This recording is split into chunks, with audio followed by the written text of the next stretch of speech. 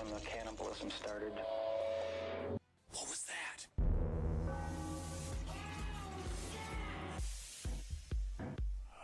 More tales of the Men in Black. From Casebook on the Men in Black by Jim Keith. September 26, 1967, a woman named Shirley saw a silver disc-like object hovering outside the back windows of her home. Her doorbell rang. When Shirley answered, she met an Indian woman in a long, shimmering black gown. "Hello, Pat," the visitor said with a painfully large grin. "My name is Shirley," Shirley said against her will. "I'm sorry, I meant Shirley. Can I have some salt? I need to take a pill." Shirley brought out a box of salt and handed it to the woman. She consumed a handful of salt and forced a pill down her throat. They both watched as the humming from the UFO increased and the UFO took off over the house and into the distance. The woman in black left, and Shirley had bouts of intense nausea. Later that night, two men in old-timey black coats and hats pulled up in front of Shirley's home. She thought they were priests. They set up a camera with a massive red light on top of it and took pictures of Shirley's home, and then they left without turning on their headlights. Secrets. November 22nd, 1967. The Edward Christensen family and a relative were traveling north of Maryville, New Jersey, and saw a large sphere of light, glowing red, green, and white, fall from the sky. They called the Air Force and were heavily questioned about what they saw because they had assumed they had seen a crashed airplane. They were interrogated heavily by several different officers who kept calling back through the night. January 9th, 1968, the Christensen family got a knock on the door. 17-year-old Connie Christensen said, "It was the strangest man I've ever seen." "Does Eric Christensen live here? I'm from the Missing Heirs Bureau. Mr. Christensen has inherited some money." The man was at least 6'3", around 300 pounds, and couldn't fit through the front door. He said his friends called him Tiny. He had a Russian fur hat, a black suit with thin material not suited for the weather. His head was shaved, but not properly. There were patches of hair untouched, and his eyes bugged out of his skull like thyroid eyes, one of them appearing to be glass. He wore very thick-soled shoes. His pants were too short, and when he sat, it revealed he had a green wire coming out of his sock and going into a brown spot on his leg. They asked if he wanted something to eat, and he said, "I'm on a diet, but in 10 minutes I'll need a glass of water." 10 minutes of questioning them about specifics of Eric Christensen's body, tattoos, birthmarks. Later, his face became beet red, and he requested the water. He took a large yellow pill and he went back to normal. And when he left, he walked out the door, hailed a large black 1963 Cadillac that pulled up with no driver, and it pulled away with no headlights on. Secrets of the Men in Black. Wow, that's great. That was also Robbie Coltrane from Nuns on the Run. Very good. Little known fact. Very, All right, very everyone. good. Welcome to the last podcast on the left. A creepy beginning to today's episode. Yeah. I am Ben Kissel. That is Marcus Parks. Hello. And we have the creepy scribe himself, Henry Zabrowski. I am so terrified of my thoughts since doing this I think series. we could just end the sentence there. All night I'm having dreams of Men in Black. Are you having Men in Black dreams, Marcus? They ended. I was having them. Remember I had the dream where me and you were interrogating a man in black as Carolina slept next to us? Yeah, you told me that one. I had a dream last night about another story that I had read about the Men in Black, which was that I woke up to see a large man, Kissel size, in a flannel shirt staring at me with a bowl cut at the end of the bed, just staring at me and then dematerializing. Honestly, that was me from 17 years ago. You met freshman in high school, Ben Kissel. Whatever he did to you, I apologize. Are you a time cop? Time cop, bro? Maybe. All right, everyone. We are on to part 2 of our series about the Men in Black. Can't wait to learn some more. Can I say this at the very beginning? Okay. Y'all gonna need to open up that mind of yours Uh-oh. with some brain lube. Yeah. I don't know what it is that you need. For me, it's a stanky glass of whiskey, a couple of edibles, and a big old thick old joint. And I think that you should try some of that before settling in to what we're about to run you through. Maybe if you're going through sobriety, some ginseng. Yeah. Have a little ginseng. I don't know if that opens up the mind or not. Caffeine. Oh, my mind is always open, man. I don't need no chemical stuff. Well, I mean, many years of hallucinogen abuse, Right. which kind of opened it for a while, like Right. kind of So open permanently that now it's opened kind it. of being taped back Yeah. together. It's like it's sort of like the hardcore championship belt Yeah. that they had in the WWE. It's shattered and then duct taped back together to It's a door that's sort kind of resemble a belt. It's a door that's hanging off its hinges, and now it's just kind of leaning up. And Yeah. it's like you and your buddies call it a door, but really it's a flap. Yeah, you have to pick up the door, move the door, then put it back after you enter the building. But no, it is a door. It is It's a door. So before we get to this week's episode, we got to acknowledge our second source, Casebook on the Men in Black by Jim Keith. It is fantastically written and a very interesting book, even though admittedly it can be very confusing at times. Okay. Maybe for you, you plebe. All I do is understand the mind-bending world of the Men in Black. So our last episode ended with a discussion of tulpas and the possibility that the modern day Men in Black were essentially born from the imagination, intelligence, and fear of the proto-nerd Albert Bender. You know what I tell all the ladies? A UFO boy's imagination is just stronger than the other boys. I don't think you should tell that to anyone. yeah. But I would like to say I know what a tulpa is. It's a image conjured up Yep. solely from the mind. Well, I mean, Very not good. necessarily. I mean, You know what? A tulpa. Honestly, that's farther than I ever thought he'd get. Thank you. Got it. but one thing to keep in mind with the Men in Black is that they are by no means a uniform group. They come in many different shapes, sizes, and races with different powers and influence. Really? But again, they all share the same thing: secrets. Secrets are no fun. Can you choose to be a fat one or a thin one or a tall one or a short one? No, you're given your case from birth. Oh, okay. So on this episode, we're mostly going to cover the Men in Black through the lens of a word whose etymology almost perfectly describes our subject. The Latin roots run the gamut, concealed, hidden, beyond the realm of human understanding. And the word is occult.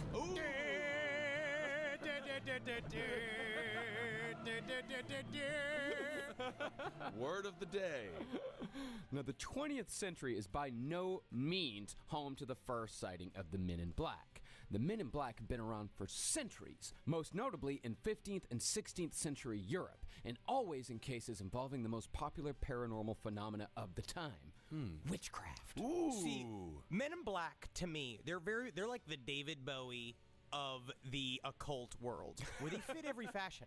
They every single Right. phase it goes through occultism, they're right there. And so a part of it, it's like last episode we tried to explain one of Nick Redfern's biggest theories is that they are tulpas. We're going to talk about in this episode specifically is how they are an extension of the occult matters that have been around since the beginning of time. Yeah. And that the Men in Right. Black have always been there, step by step, fucking pocket to pocket. Yeah. Human race, dick to dick, just us together, Right.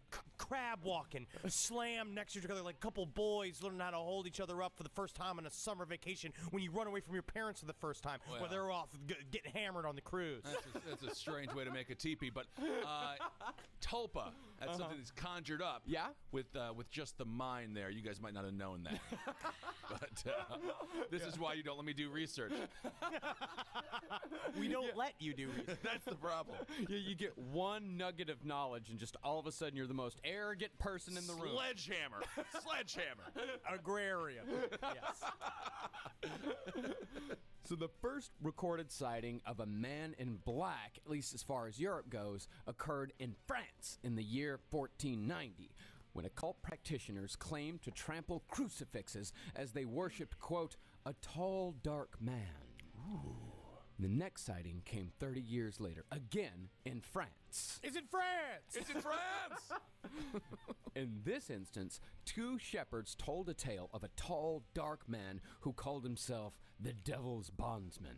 Ooh, that's a great nickname. Oh, yeah, and bondsman, that's an archaic term for slave. Oh, so he was the devil's slave. Yes, he was the devil's slave, and it's a little, like, kinky. Yeah. Like, a little bit. It's a little, like, bondsman's a good new term for, like, the sub-dom world, if you want to use it. Yeah, absolutely. So one shepherd knelt and offered fealty to the slave and his dark master. Then, supposedly, the man soon after killed and ate 5 people. Yeah, you did!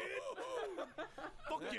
But you can remember this. If you've seen The Witch, right? A part of what made The Witch so good is that they took transcripts from actual court hearings during the time, like during what we would now know as the famous witch hunt, right? Like during that whole time period.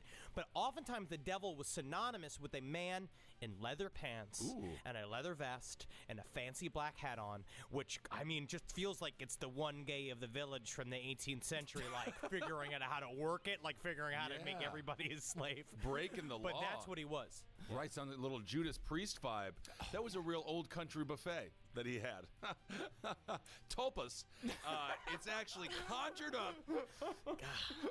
Well, of course, both shepherds were burned alive at the stake for consorting with the devil.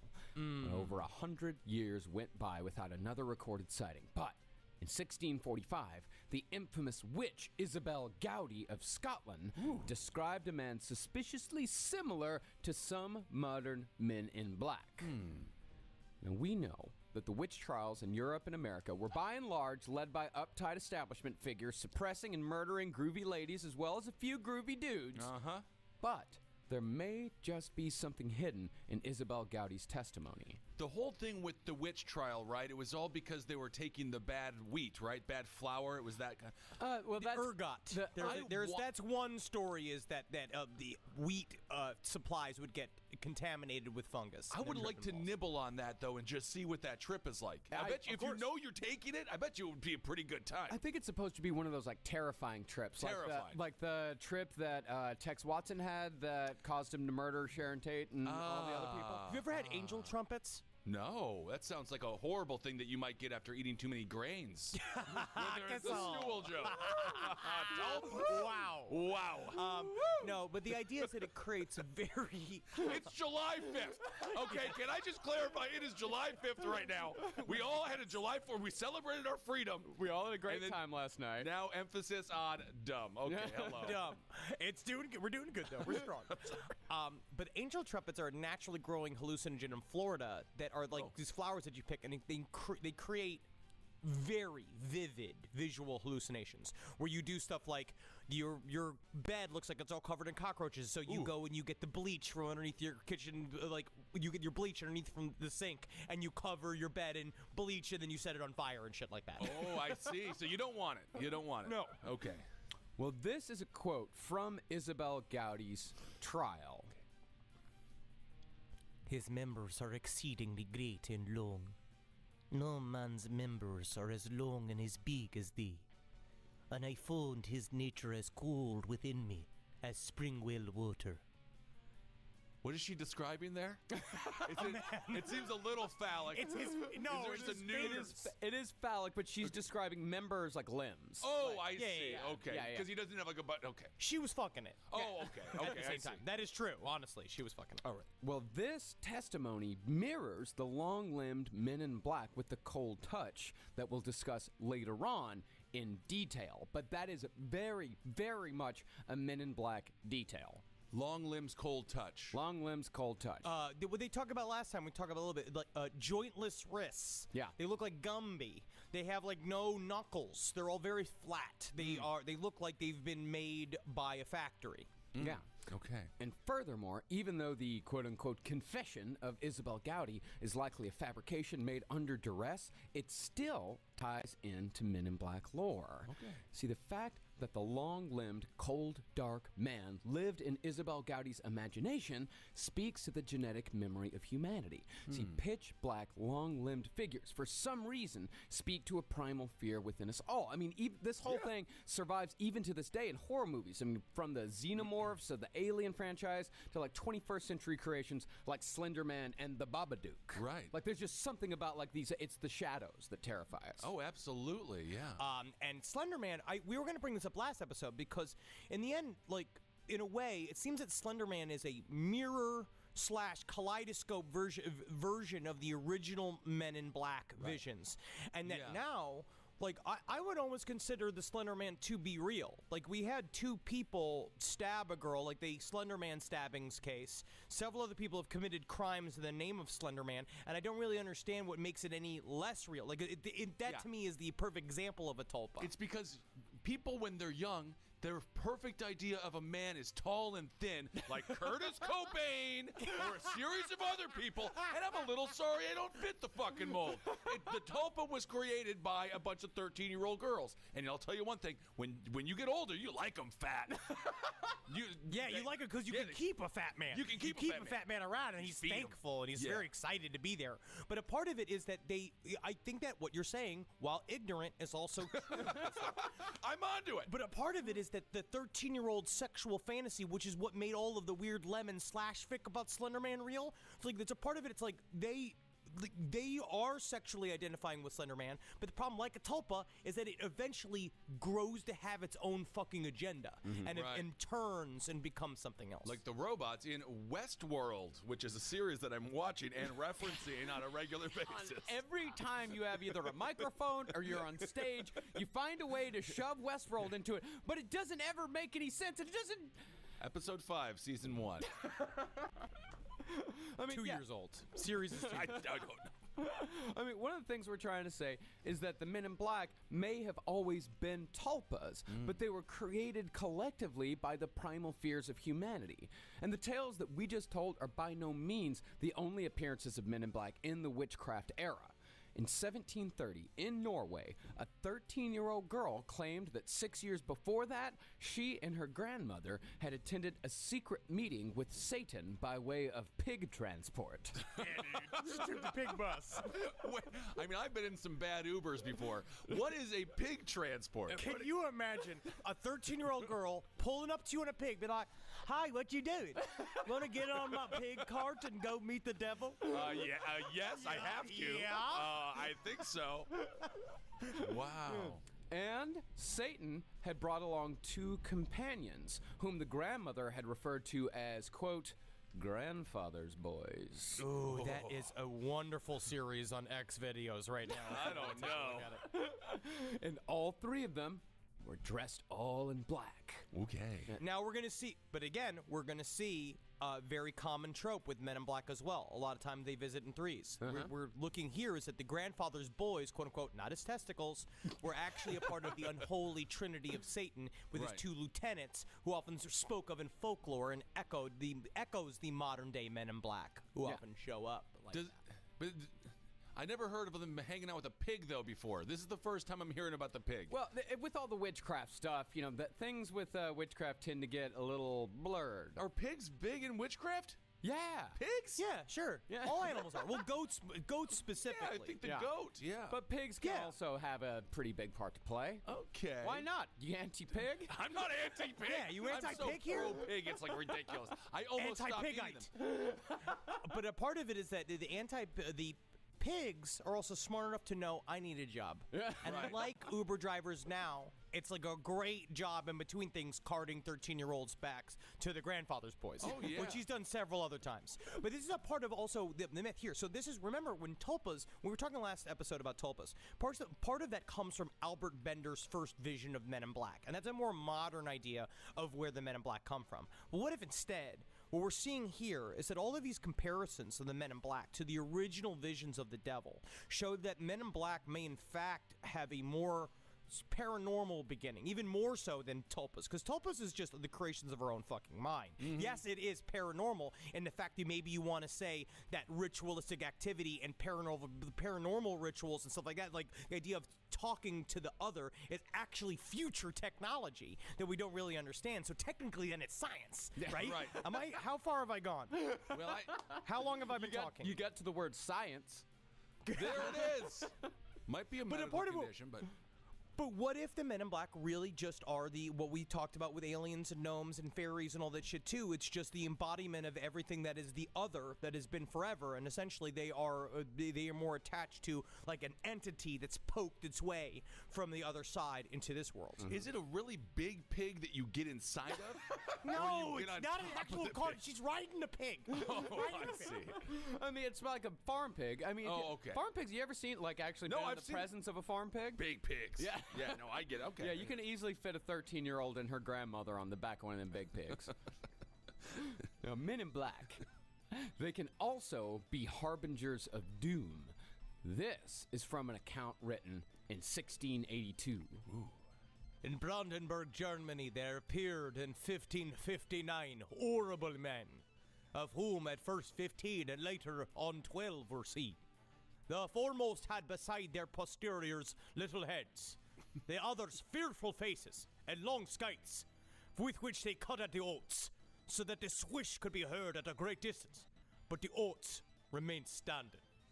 Just feel like they're making fun of their like country folk. No, dude, it's, man, Kissel, pop out for a second, right? I popped out. Oh, fucking, I know you are. Yeah, I see it, put it back. You're driving along in a cart, right? Yep. Come on, Martha. Martha, you dead yet? No, we're getting you to the hospital, only 3 days away. Yep. Looks over.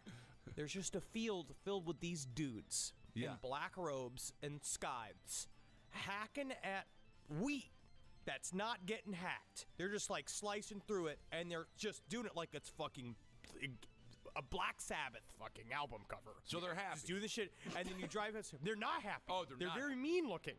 And then the whole town dies of the plague. Yeah, because that's Right. exactly what happened. Right after people saw these figures, the Black Death swept through the area. I just hope I get my mother to the fucking hospital. Your mother's got the plague. She's got the plague. Oh man, you know this is, man. It's tough creatively thinking. Now, the links between these manifestations and modern-day Men in Black may seem somewhat tenuous, because after all, the color black has long been associated with evil. But appearance is not the only thing these occult practitioners of the past share with modern UFO lore. Okay. For example, something was written in 1645 in the Laws Against Witches and Conjuration that sounds suspiciously similar to the experiences of modern alien abductees. It was written that the devil leaveth marks upon their bodies, sometimes like a blue spot or a red spot like a flea biting. 2 decades later, a witch named Christian Green said this quote, that he was informing on another witch. He said,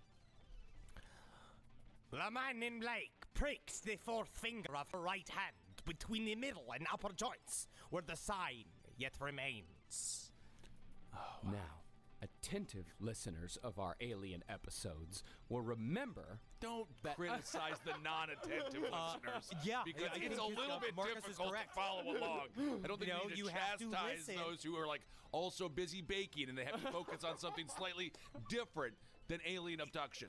Listen, if you are a true student of the UFO nature, if you are a true, I would say, visioneer of the UFO knots, you understand that you're going to have to reread most pages of what you read several times just to begin to understand it. And then also same thing with podcasts or interviews about aliens. Right. Is that it requires you to listen to it many, many times. That's like when your teacher would come in and be like, for those that did the homework, this class should be a breeze. And it's like, well, Exactly. I am in for a rough ride. yeah, well, the teacher was correct. The teacher was a jack.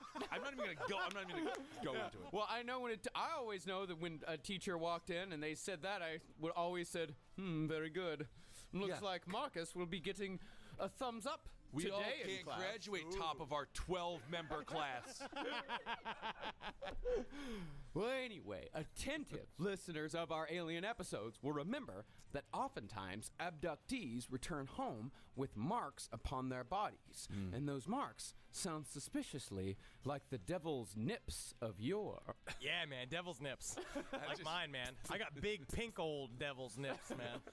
But a part of it is, but it's true, right? That is, we're going to see again and again, Jacques Vallée, who talked about this endlessly. That we're connecting it back to the UFO nature of the Men in Black. It is every single one of these experiences where people go to another location. There's oftentimes they are also accompanied by weird smells, blue light, which was actually done a lot of times in ancient rituals where they would cover their torches in pitch that would make the flame that when you light it would make it blue. So a lot of times it's like that's also connected to UFO activity. And then getting scoops and implants is another part of alien activity and abduction activity that has been going on since the beginning of time. And also Aleister Crowley. Scoops and implants sounds like a very bizarre ice cream / cosmetic surgery restaurant / Actually, hospital, I guess. It's fantastic, and you should save it for when we retire to Tempe, Arizona, because that's where the real alien money is to be made. Yes. When I think of devil's nips, I think of a very meaty version of those really crappy fireworks snakes, where it just sort of like unrolls and like just kind of pink tubes of. Interesting. Thank you. Well, here's another example. July 5th. I'm going to point that out once again. No one. Anyway. Here's another example of a link between UFO lore and witchcraft. The testimony of Tituba, who infamously testified at the Salem witch trials in 1692, said that... Stop giggling. Stop giggling. It's a woman's name. Is it Tituba or Tituba? I think it's Tituba. Tituba. Well, she said... God damn it. No, all right. Well, she said that she met a tall man with white hair wearing black clothes, and that the tall man was joined by, quote... Another thing, Eddie, it goes upright like a man. It hath only 2 legs. Ooh. And Jim Keith suggests that this duo may have been a man in black accompanied by a Sasquatch. Yeah, fucker. Yeah.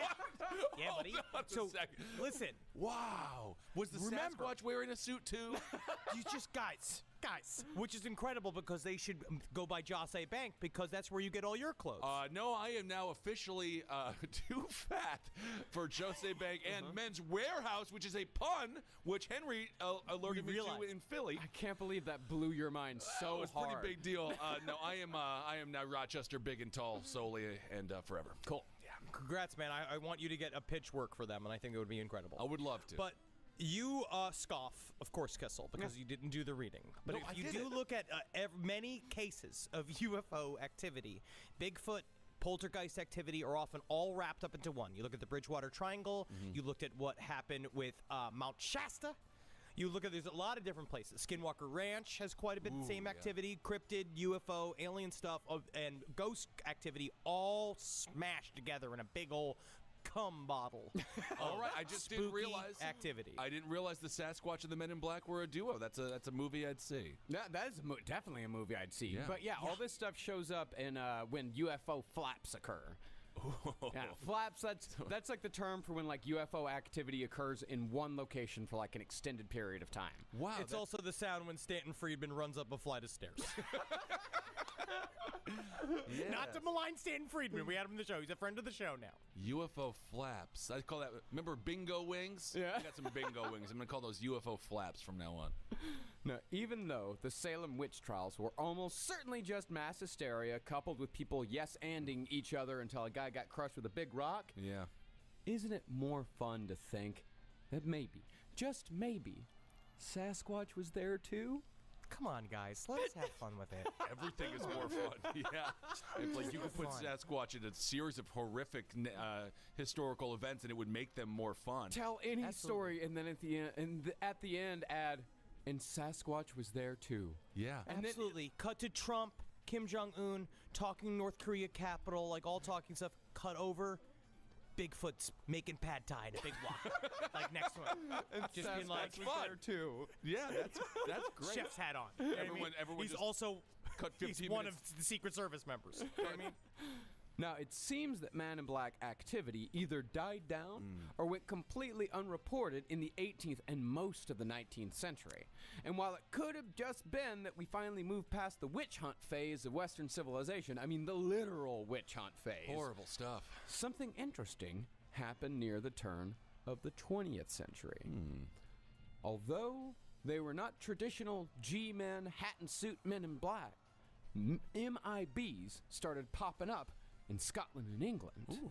In 1901, a woman in Scotland saw a group of 10 men dressed in black seemingly performing a ritual around a coffin on which a set of bagpipes laid. I think this reminds me of like Naked Gun, where he shoots a bunch of people who are performing Shakespeare in the park.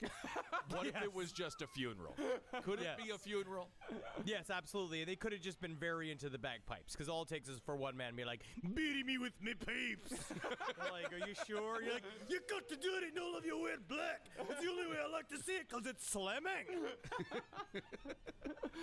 3 years later, strong poltergeist activity broke out all over the British Isles, and 4 people spontaneously combusted in the year 1904 alone. Jeez. And a year after that, a young girl was visited 3 nights in a row by a man in black. The girl said the man gave her a message that she dared not repeat, an experience that was echoed half a century later by Albert Bender. But also, most abduction scenarios, there is normally, in the stereotypical abduction scenario, there's a section of the scenario where they are given secret knowledge, and the aliens are like, well, you can't share this with anybody, and we'll know, because, what? We're aliens. We're aliens, yeah. They know a lot. So what happened at the turn of the 20th century? So what happened? Well, Tulpas, I know what they are. well, it could be that one man is responsible for all of this, or at least all this beginning. There's one man who may have opened a door, just a crack. A door that may have somehow been shut by persons unknown 200 years earlier. And the man who may have reopened it Okay. is Aleister Crowley. Holy hell. And that's him playing the bass. Right. Him playing metal bass, which would be fucking cool as shit. Naked from the waist down, completely hard. Beautiful head with a fucking turban on, just like, oh man, I'm falling real in love with Aleister Crowley. I don't know. How did he reopen it between his orgies and all of the drugs and the drinking? We're gonna get into it, man. Okay.